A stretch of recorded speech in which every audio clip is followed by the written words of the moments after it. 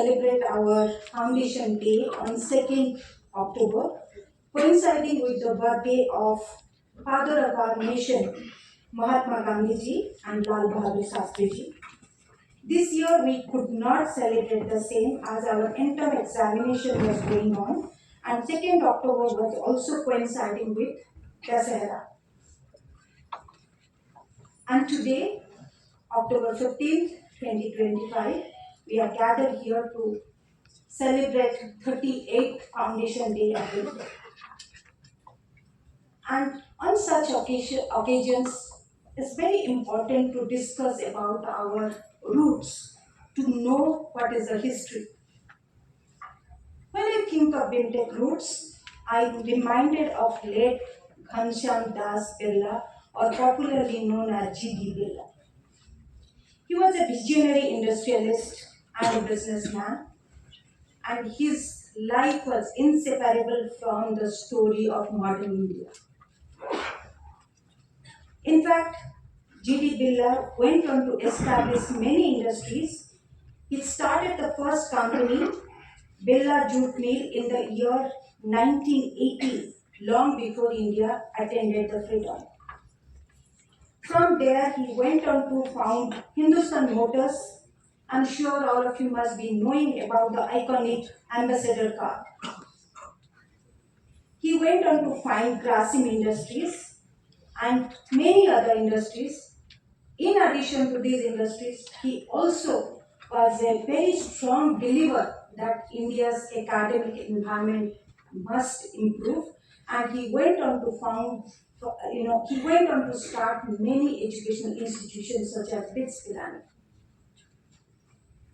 And he was a builder of institutions and, more importantly, believer in India's potential. Many of us in a management school, we talk about top line, we talk about bottom line, we talk about profit, we talk about return on investment. He looked at the business not only as a means to earn profit, but as a necessary requirement for national progress. And one thing you must remember, the world makes space for people who know where they're going. That is an eternal truth. I would actually share one anecdote from my own life. My father was in government service and was posted in Patna, India. I was then in class 8. I used to also play a little tennis at state level. And one day I was practicing, and suddenly I said, everyone getting quiet. And suddenly we see this young man, about 25, 26 years old, who walked into play. I never seen him before. I was curious, and somebody whispered, Tata's mein kaam karta hai. Tata Group. And he was in Tata District Service. I remember asked my father later, and he said, TAS is like the private sector IS, not that I understood. I knew what IS was, and that's what it is. And 9 years later, I just finished my engineering, and from campus I joined Tata Steel as a graduate trainee. Life was actually very good. From day one, they gave you a decent job. They actually gave you, in those days, a princely sum of 2,000 rupees per month. That was a lot of money. You got club membership from day one. And being a tennis player, I also had the opportunity then to not just play with the director of operations, who was someone who we looked up to, but also the India number 4, because at that time Tata is also kind of, along with other companies, took a lot of sports people to encourage, give back to nation.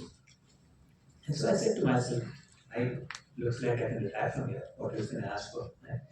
And suddenly my life changed, because one day I saw a young bunch of boys and girls being treated, I'm using the word loosely, but as royalty, and hobnobbing with the legendary Sarusi Modi, who was then the chairman of Tata Steel.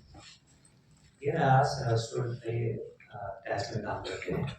And so I remember I walked up to one guy, I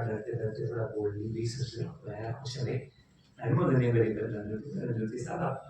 well. What separates you from us?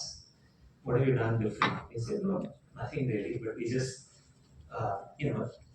chose to do an MBA, and more importantly, we want to take a role in a company or an organization that thought beyond themselves.